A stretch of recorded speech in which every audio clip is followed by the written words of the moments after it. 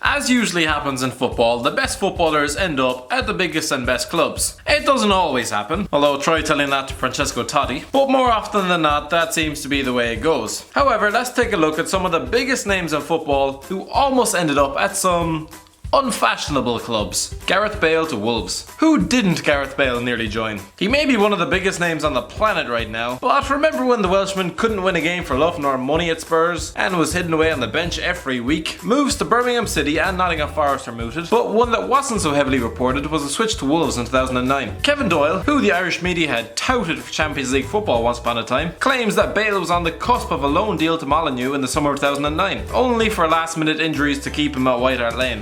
4 years later, he cost a world record transfer fee. 4 years. Luis Suarez to Tottenham. Remember when Luis Suarez almost ended up at Arsenal, only for the Gunners to blow their chances by offering £1 more than his asking price? Well, the Barcelona superstar could have actually ended up in North London 3 years earlier, with Harry Redknapp keen to lure him from Ajax to White Hart Lane. According to Harry, the club were heavily interested in the Uruguayan following the 2010 World Cup. Redknapp decided against making a bid though, after being told by scouts that he wasn't the right fit, and that the club should focus on bids for Giuseppe Rossi and Fernando Llorente instead. I wonder where those scouts are now. Andres Iniesta to Rangers. It's hard to imagine Andres Iniesta anywhere but snuggled up in that Barcelona midfield, but trying to visualise him in the Scottish Premier League is just taking the piss. The 33-year-old has trophies and accolades coming out of his nose, but there was a time when he could have been a teammate of Charlie Adam. Alex McLeish was scouring the market for Barry Ferguson's replacement, and after initially receiving encouraging signs that the Spaniard would be sent on loan, they were flat out rejected within a matter of days. They weren't done there though, and asked for Lionel Messi on loan within a few weeks. I think you can guess how long that conversation lasted.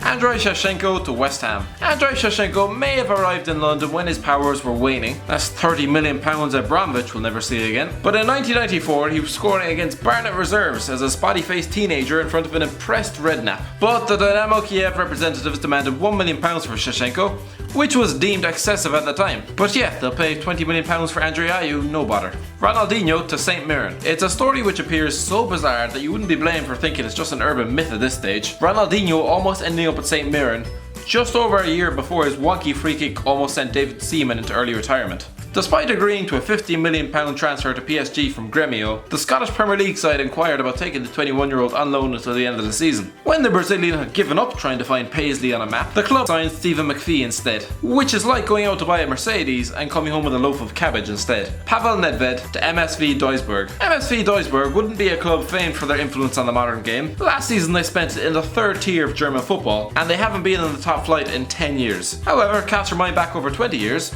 just prior to the 96-97 season, and the Zebras had agreed personal terms with Pavel Nedved. However, both the club and Sparta Prague had agreed to wait until the culmination of Euro 96 to agree a transfer fee. Big mistake. The blonde bombshell outshone most midfielders at the tournament, earning a move to Lazio instead, and was then sold on to Juventus soon after. Diego Maradona to Sheffield United. Diego Maradona is to England what Thierry Henry is to Ireland, for very similar reasons. However, about a decade before an entire nation viewed the Argentine wizard as the devil incarnate, he almost ended up there. In 1978, he was scouted as a 17-year-old by Sheffield United manager Harry Haslam. A £200,000 deal was arranged. Yep, the same money Pogba pockets every 5 days, but it collapsed when the Blades refused to stump up extra cash on top of that fee. A few years later, Maradona dragged Argentina to the World Cup by the scruff of their neck, whilst Blades everywhere drowned their sorrows down the pub. Roberto Carlos, Aston Villa. Roberto Carlos had an interesting time in the 90s before he hit superstardom. Not only was he told by Roy Hodgson that he would never make it as a left back, actually that's probably not too surprising considering the source, but the future World Cup winner almost ended up at Aston Villa.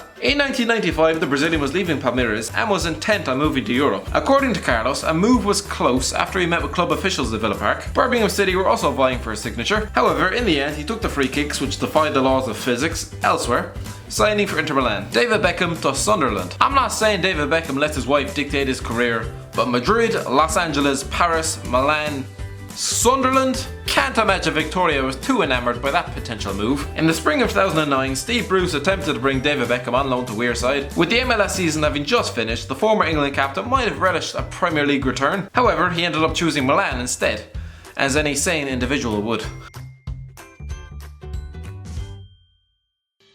Thanks for watching. Don't forget to like, share and subscribe.